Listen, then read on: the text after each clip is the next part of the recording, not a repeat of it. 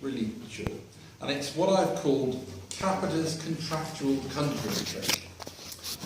So rather than go over the same old ground, because we've all heard the problems of Capita, I thought it would be useful to give you a simplified version of something interesting that came out of a meeting last Friday, where Barnet did the deal with Capita in return for a £4 or £2 million cheque.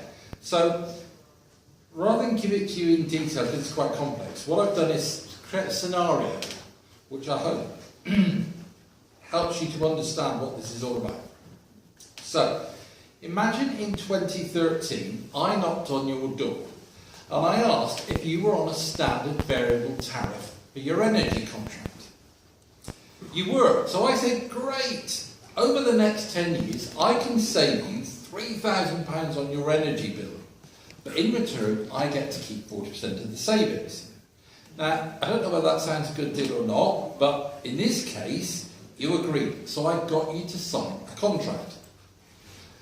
The next thing I did was direct you to the U-Switch website, which I'm sure everybody's familiar with, where you found an energy deal.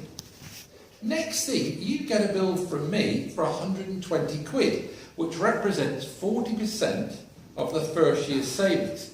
Now, I'm sure if that really happened to you, you'd be pretty angry, given that all that I really did was point you at a deal's website. But the thing is, I've got really good lawyers, they're really smart, and they wrote a really watertight contract. So for the next 4 years, I continue to send you an invoice for 120 quid every year. So today, 5 years later, that energy deal comes to an end. You'd think the invoices would stop, but no. I can continue to send you an invoice every year because I was the one that told you to use U-Switch, and any deal you do on U-Switch is usually guaranteed to be better than the standard variable tariff at the time.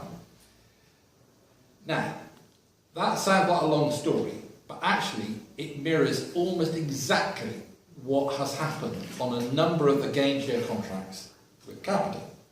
Now, the deal last week that was signed would in effect get rid of those ongoing invoices. But the downside is we will still be stuck with a lousy service from Capita. The big issue is, were there ever any real savings in the first place? And my opinion is there weren't. So the next time Richard Cornelius says to you, Capita are saving us £1 million a month, just think about U-Switch and tell him it's Capita's contractual conjuring trick.